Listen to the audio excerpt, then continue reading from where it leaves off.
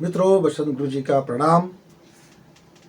हमारे जो भी 60 वर्ष से 90 वर्ष के बीच के हमारे वृद्ध युवा मित्र हैं, शरीर से वृद्ध है पर मन से युवा।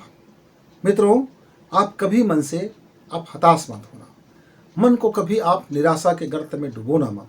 कभी यह मत सोचना कि मेरा शरीर बुढ़ा गया है, अब मेरा शरीर कमज़ोर पड़ गया है, अब मेरे हाथ पैर काम नहीं करते हैं, मेरी फेफड़ाएँ ठीक से काम नहीं करती है, मेरी किडनियाँ ठीक से काम नहीं करते हैं, मेरे हार्ट में ब्लॉकेज आ गए हैं, मैं शुगर का पेशेंट हो गया हूँ, मैं बीपी का पेशेंट हो गया हूँ, वगैरह वगैरह।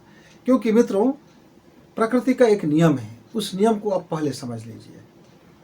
प्रकृति अपने को जब नष्ट की ओर ले जाता है तो जैसे हम बचपना में रहते हैं, पैदाइशी होते समय सारा चीज़ को विकास के लिए हमको देता है। अब हमारा शरीर चूँकि अब नष्ट होने वाला होगा तो धीरे धीरे शरीर की कार्य क्षमताएँ घटने लगती है, और जैसे जैसे कार्य क्षमताएँ घटती है तो हमारी मन की लालसाएँ बढ़ जाती है, क्योंकि हम उसको स्वीकारते नहीं हैं।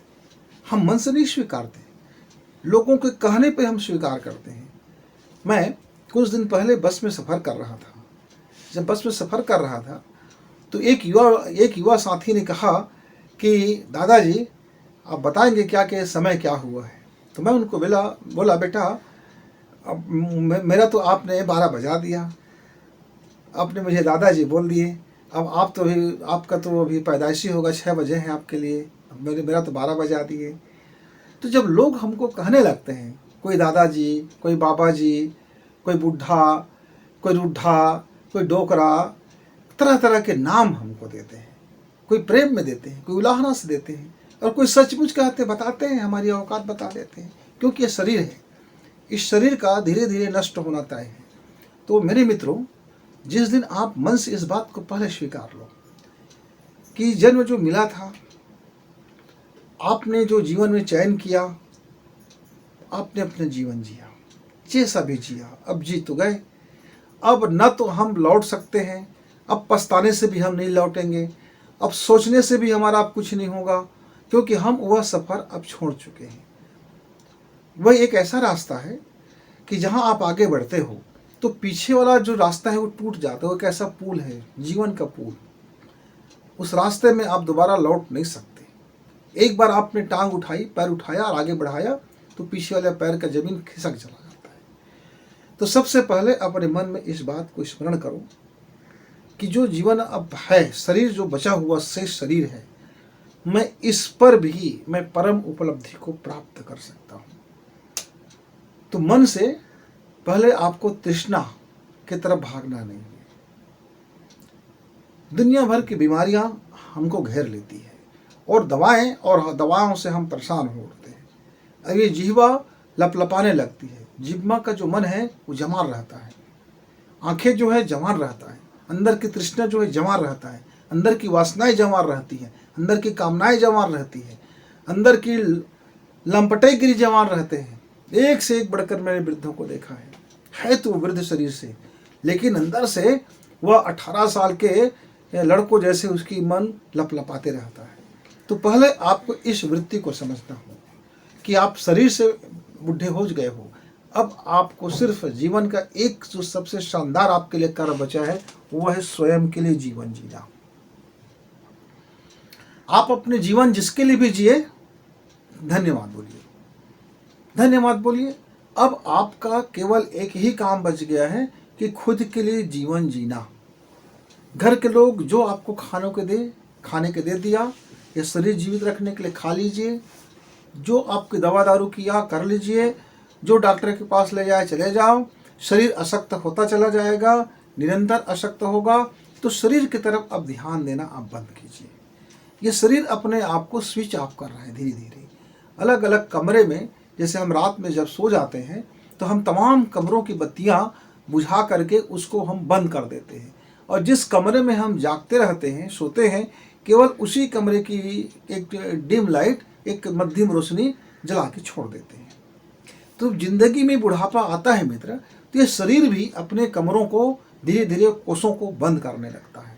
हमारा शरीर का कमरा कौन है? हमारे अंदर की कोशिकाएं, हमारे अंदर की रस रसायन, हमारे अंदर की तीव्रता, एक एक अंग हमारा अब कमज़ोर पड़ने लगता है। जैसे लीवर पहले कमज़ोर पड़ा, अब लीवर कमज़ोर हुआ तो पेट कमज़ोर हो गया, पेट कमज़ोर हुआ तो पाचन नहीं हुआ, पाचन नहीं हुआ तो ठीक से उसका रस रसायन नहीं बना, तो किडनी कमज़ोर होने लगे, किडनी कमज़ोर होने लगे और फेफड़ा कमज़ोर होने लगा, सांसें नहीं गया तो हार्ट में ब्लॉकेज होने लगा। अब हार्ट में ब्लॉकेज होने से हमारी फेफड़ा ढंग से काम नहीं कर पा रहा है, तो अब हमको लो बीपी या हाई बीपी हो गया। अब उसके बाद हमने इधर उधर का जो खाना खाया था ठीक से यकृत काम नहीं कर रहा है, ठीक से लीवर काम नहीं कर रहा है, ठीक से हमारा जो जठररस है काम नहीं कर रहा है, तो हम अब शुगर के पेशेंट होने लगे। अब शुगर की दवाई ले ली तो किडनी के पेशेंट हो गए, किडनी की दवाई ले ली तो हार्ट के पेशेंट हो गए, हार्ट की दवाई ली तो ब्रेन हेमरेज के पेशेंट हो गए। यानी एक दवा दूसरी बीमारी की रिलेटेड होते चला जाता है और हमको एक दिन फिर राम नाम सत्य। अब हम उसकी तैयारी नहीं करते जहाँ हमको जाना है, हम उसके अलावा सारी तैयारी करते हैं। जहाँ जाना है उस प्लेटफॉर्म में बैठे हैं, एक्सप्रेस कब आएगा और हमारा टिकट कटेगा, हम इसकी प्रतीक्षा नहीं करते। हम ये सोचते हैं कि मेरा एक्सप्रेस कभी नहीं आएगा, और हम बाहर की जो दुनिया है, होटल है, हम उसके तरफ निगाह करके बैठ जाते हैं और प्लेटफॉर्म की तरफ पीछे करके बैठ जाते हैं, जिसके कारण से हमारा बहुत दुख होता है, बहुत पीड़ा होती है और मन फिर भागे भागे फिरते रहता है। मन की लालसाएं और वासनाएं भागे भागे फिरती है और फिर हम दोष देते हैं कि माया महा ठगनी हम जाने। किसको माया बोल देते हैं? अरे भाई, पत्नी है आप माया बोल देते हो, बेटी है माया बोल देते हो, लड़कियां हैं तो माया हो गया। अब लड़कियों का मन भाग रहा है तो अब किसको माया कहे? तो फिर पुरुष उसके लिए माया हो गया। तो ये पुरुष समाज ने लड़कियों के लिए बड़ी फजीहत की काम की, कह दिया दुनिया को माया। माया में संबोधन दिया तो लड़कियों को कह दिया। मित्रों, तो आप मेरे जितने भी मेरे हम उम्र साथी हैं, सबसे पहले समझ लीजिए, यह माया में महिलाएं नहीं होती। माया मतलब होता है पूरा संसार। इस संसार में को आप जब तक उसकी छाया को पकड़ने के लिए दौड़ते हो, इस छाया को पकड़ना ही माया है। लेकिन वो आप छाया को समझ जाते हो तब माया से आप बाहर हो गए। इतना ही तो है कि रोज़ यदि आप सुबह ये धन्यवाद दे दो कि आज आपका शरीर मिला, उसके लिए धन्यवाद, और रात सोते समय आप धन्यवाद दे दो कि दिन भर आज मैं जिंदा रहा, मेरे जितने भी लोगों ने मेरी सेवा जतन की, जितने भी लोगों ने मेरे शरीर का ख्याल रखा, तो उस सबको धन्यवाद। और आप प्रभु की सिमरन करते हुए आप यदि सो जाते हो तो मुक्ति तो आपका उसी क्षण है मित्र। आपको तो अब साधना कर नहीं सकते क्योंकि शरीर कमज़ोर हो चुका है। अब आप गहरी गहरी प्राणायाम नहीं कर सकते क्योंकि फेफड़ा कमज़ोर हो चुका है। अब आप तो भस्त्रिका भी नहीं कर सकते क्योंकि आपकी अब नाड़ियाँ कमज़ोर हो चुकी है। अब आप कुछ करने के काबिल नहीं बचे हो। अब एक ही काबिलियत आपका बच गया, कुछ नहीं करना।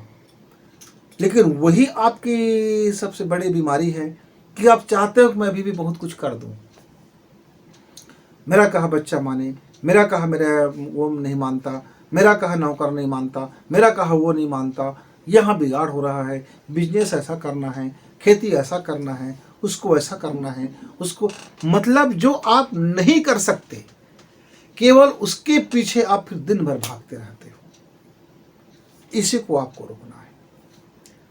आप चारपाई पर हो, आप बढ़िया से एक कुर्सी में बैठ जाइए और कुर्सी में गद्दा रख लीजिए जिससे आपका शरीर आपको तकलीफ मत हो। तो मैं आपको बिल्कुल आसान रूप से स्वर का प्रयोग बताऊंगा, सांसों का प्रयोग, जिससे आपकी मन की चंचलता भी थमेगी और आप मुक्ति के द्वार तक भी पहुंचेंगे। तो पहला काम क्या है मित्रों? इस बात को समझना ज़्यादा जरूरी है। क्रिया योग से ज़्यादा इसमें समझने की बात है। क्रिया तो आप कर लोगे, लेकिन बिना समझे यदि आप क्रिया करेंगे भी तो उस क्रिया का फायदा शरीर को मिलेगा, आपके अध्यात्म जीवन को, धर्म को नहीं मिल पाएगा। यदि आप समझ करके करते हैं तो उसी क्रिया में आपका वो मुक्ति के द्वार तक ले जाएगा। राकेट है, राकेट में यदि मसाला नहीं है और राकेट के पीछे में हमने आग लगा दी तो वह राकेट में जो भी बारूद होगा तो फुलझड़ी की तरह जल जाएगा, पर राकेट लक्ष्य को भेद नहीं कर पाएगा। लेकिन राकेट में यदि बारूद ठसाठस भरी हुई है और एक बार अपने राकेट में आपने आग लगा दी तो फिर राकेट सीधा लक्ष्य को प्राप्त कर लेता है। आपने देखे होंगे बड़े बड़े मारक क्षमता, बड़े बड़े उद्योग, बड़े बड़े कंपनियां अंधेरा हो जाते हैं। किसके कारण से? एक फ्यूज तार के नहीं लगने के कारण से। आप देखे होंगे बड़ी बड़ी सर्किट है, बड़ी बड़ी लाइट जल रहे हैं, सब जल रहे हैं, और उस जो एक ग्रिप होता है, फ्यूज ग्रिप है, उसकी महत्व किसी को नहीं पता। यदि वो ग्रिप निकाल दी जाए तो पूरे कमरे में अंधेरा, और ग्रिप को ठीक से रख दिया जाए तो पूरे कमरे में रोशनी आ जाता है। तो मेरे वृद्ध साथियों, शरीर से वृद्ध बनना, मन से कभी वृद्ध मत बनना। तो दो प्रयोग है, सुबह और शाम का। आपका सुबह जब आपका नींद खुल जाए, क्योंकि आपको सुबह सुबह नींद आती है और देर देर में फिर आप जगते हैं। फिर मेरे बहुत से साथियों का नाक से सांस लेना बंद हो जाता है, मुंह से सांसें लेते रहते हैं। तो इसको आपको प्रयास करके रोकना है कि आप सांसें जरा नाक से लो, धीरे धीरे कोशिश करो, जितना भी कोशिश हो सके। सुबह उठते हैं, सुबह उठने के बाद आप साफ सफाई कर लीजिए अपने शरीर का, और जिसमें आपका श्रद्धा लगे, मन लगे। यदि आप पूजा कक्ष तक जाना चाहते हो तो चले जाना, लेकिन आपका शरीर सामर्थ्य नहीं है वहाँ तक जाने का, तो जहाँ आप हो वहीं बैठ जाना, सुखासन में रहना, आराम से रहना, और आप अपनी दाहिना नासिका बंद करके बायां नासिका से धीरे धीरे सांस भरना, और एक सांस लिए और एक सांस लेने के बाद आप फिर ओम का नाद करते हुए उसको सुनने की कोशिश करना। और जब हम नाद करें ओम का, तो एक ऐसा दृश्य हो जो आपका जो प्रभु है, जिसकी आप भक्त हो, राम का हो तो राम की छवि देखना, कृष्ण को तो कृष्ण की छवि देखना, सरस्वती का है तो सरस्वती की छवि देखना, यानी जो आपको प्रिय है उसका छवि देखना। या फिर आप आकाश को ध्यान करना, सबसे सुंदर होता है आकाश का ध्यान।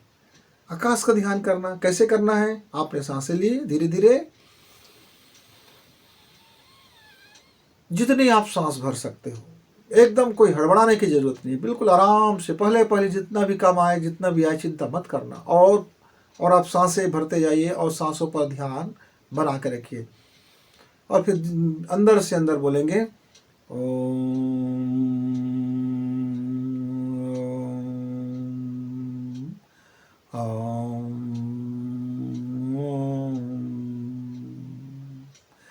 आप 5 बार एक साइड से करेंगे, और फिर उसी तरह से ओम का नाद, और 5 बार आप दूसरी नासिका से करेंगे, यानी जितना आप कर सकते हो, पर वो गिनती 5 का हो। 5 बार आप इसमें किए और 5 बार आपने इससे किया, और 5 बार आपने दोनों नाक से को खींचते हुए किए। ऐसा नाक को बंद किए और धीरे से दोनों नाक से सांस खींचने की कोशिश किया।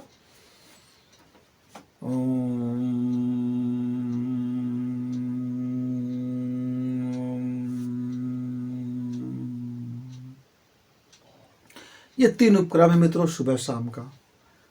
सुबह वक्त जब जागते हैं तो आप अपना बायां नासिका से करेंगे, और शाम को आप शुरू करते हैं सोने से पहले तो दाहिना नासिका से करेंगे। अब जब ये कर लो, तो जितना समय आपको करने का मन हुआ कर लिए। अब जब आपको लगता है कि अब हमको ओम का नाद नहीं करना है, तब आप क्या करें, अपने छाती में हाथ रखें और खुद से कहें कि मेरा अवचेतन मन जानता है कि मैं आनंद में हूँ और प्रभु की शरण में हूँ, प्रभु मुझ पर कृपा बरसा रहे हैं। आह अद्भुत, मेरा यह शरीर, मेरे आत्मा सब मुक्त है, अद्भुत है, मैं आनंद में हूँ, मैं आनंद में हूँ। मैं खुद को धन्यवाद देता हूँ। मेरे शरीर की उपचारक शक्तियाँ जानता है कि मेरा शरीर स्वस्थ है, मन स्वस्थ है, हृदय स्वस्थ है, तन स्वस्थ है, अंतर्मन स्वस्थ है, स्वस्थ है। बस इतना आप याद कर लीजिए, और खुद को धन्यवाद भाव से आप अपने हृदय में हाथ को रख करके भरिए, और आखिरी में दोनों हाथ को जितना हो सके उतना धीरे धीरे करके मसाज कर लीजिए, थोड़ा सा कर लीजिए, थोड़ा सा कर लीजिए। इतना करने के बाद आप फिर आपका यह सुबह शाम कम से कम यदि आप 1-1 घंटा लगा लेते हैं मित्र, सब करके 1 घंटा लगा लेते हैं, तो जीवन में आपके मुक्ति का द्वार खुलना ही खुलना है। फिर आपकी मन की चंचलता भी कम होगा, आपका मन की वासना भी कम होगा, आपकी मन की तृष्णा भी कम होगा, आपकी मन की वाचालता भी कम होगा, और धीरे धीरे मन आपका सहयोगी बनता हो जाएगा। धीरे धीरे आप देखेंगे कुछ समय के बाद कि आप अंदर से बहुत खुशी महसूस करोगे, आनंद महसूस करोगे। उसी संपत्ति में, उसी धन में, उसी व्यवस्था में अब आपका शिकायत नहीं होगा।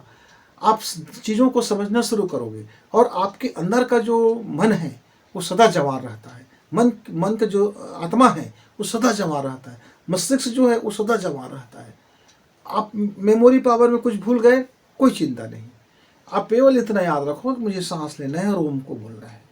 इतने बस से मेरे युवा साथी, आप यकीन मानना कि कुछ समय के बाद धीरे धीरे आपकी प्रकृति बदलेगी और आप जब नया जो बो रहे हो, जो बीज, ये बीज जब धरती में पड़ेगा, आपकी साधना धीरे धीरे करके आपको यह इतना शानदार बना देगा, इतना शानदार बना देगा कि आप कह सकते हो कि हाँ, अब मैं संन्यास में हूँ। फिर धीरे धीरे आपकी जो मोह है, बच्चों के प्रति मोह, धन के प्रति मोह, जीवन के प्रति मोह, खाने के प्रति मोह, ये जो मोह आसक्त हो गए हो, उससे आपका धीरे धीरे मन अंतर्मुखी होगा। जो जीवन बाह्यमुखी है वो धीरे धीरे मन जीवन अंतर्मुखी बनेगा। जैसे जैसे जीवन अंतर्मुखी बनेगा, आप देखेंगे कि आपके अंदर की जो पावर है अब बलवती हो गया है, आपके अंदर की रूहानी ताकत वो बढ़ गया है। और आपका जब मृत्यु का योग आएगा मित्र, तो आप सहर्ष से मृत्यु को गले लगाओगे और खुद खुशी होकर के कहोगे, हाँ, अद्भुत क्षण है कि मुझे अब तो मेरे ईश्वर से मुलाकात होगा, अब मेरा परम पिता से मेरा मुलाकात होगा, हाँ, अद्भुत है। घर के लोगों से खुद कहोगे, मुझे हंसते हुए विदा करो, क्योंकि अब मेरा अनंत यात्रा में जाने का वक्त आ गया। आपको पहले से पता चल जाएगा, 24 घंटे पहले आपको बता देगा आपका शरीर, आपकी बायोलॉजिकल आवाज कि यह शरीर और रूह की जो है अब वह टर्निंग पॉइंट आ गया है, जहाँ से इस रूह को, इस शरीर को छोड़ना है और आपको अनंत परमात्मा के साथ विलीन होना है। वो आपको 24 घंटे पहले संकेत कर देगा और आप जान भी जाओगे और अपने घर में सबसे कह सकते हो फिर कि मुझे आप हंसते हुए विदा करो, मुझे हंसते हुए विदा करो। मित्र, करके देखना, ये चौथाईपन का, संन्यास योग का सबसे सरल और सबसे शानदार यदि कोई साधना है जिसको हम परम उपलब्धि तक पहुंच सकते हैं, तो मित्रों यही साधना है। विश्वामित्र ने अपने गायत्री मंत्र की संरचना करते करते जब अंतिम बीज मंत्र में आया, तो जब उन्होंने रचना की, प्रचोदयात्, मुझे ले चल प्रभु अपने शरण में, मुझे ले चल, मुझे उस परम ज्ञान में, मुझे ले चल उस अमृत की ओर, मुझे ले चल इस अखिल ब्रह्मांड की ओर। प्रचोदयात्, तो प्रचोदयात् का जो शब्द आते हैं, जो अर्थ आते हैं, वो 5 प्रचोदयात्, इस तरह से जो बना हुआ है बीज मंत्र है, वह हमारे कुंडलिनी शक्ति, हमारे आज्ञा चक्र और हमारे ब्रह्मांड चक्र, हमारे सहस्रार चक्र, इस तमाम चीज़ों को जो एक साथ करने की, जो साधना करने की चीज़ें हैं, जो आप और मेरे जितने भी कमज़ोर शरीर वाले, चाहे वो नौजवान ही क्यों ना हो, यदि रुग्ण है, वो बीमार है, वो खाट में है, उसके शरीर अब अचल हो गया है, अब शरीर से निशक्त हो गया है, तो शरीर बुढ़ा हो, उम्र बुढ़ा हो या ना हो, कई बार हमारे युवा साथियों का शरीर भी बुढ़ा हो जाता है और मन भी बुढ़े जैसे हो जाते हैं, तो सब के लिए जो साधना है वह परम कल्याणकारी साधना है। मित्र, आप उसको, आपका यदि आप किसी भी ईश्वर को मानते हो, तब साकार ध्यान करना, और नहीं अब धीरे धीरे आप निराकार ध्यान को चलना, धीरे धीरे हो जाएगा। साल भर का वक्त में आप देखना आपकी ज़िंदगी में कितनी बदलाव आएगा। फिर आप अपने नाती से, अपने बच्चों से फिर कहोगे कि भैया गुरुजी से कहो कि हम उन्हें धन्यवाद देना चाहते हैं, और आप मुझे धन्यवाद कहोगे और मैं कहूँगा कोई बात नहीं। फिर मिलेंगे धन्यवाद के साथ।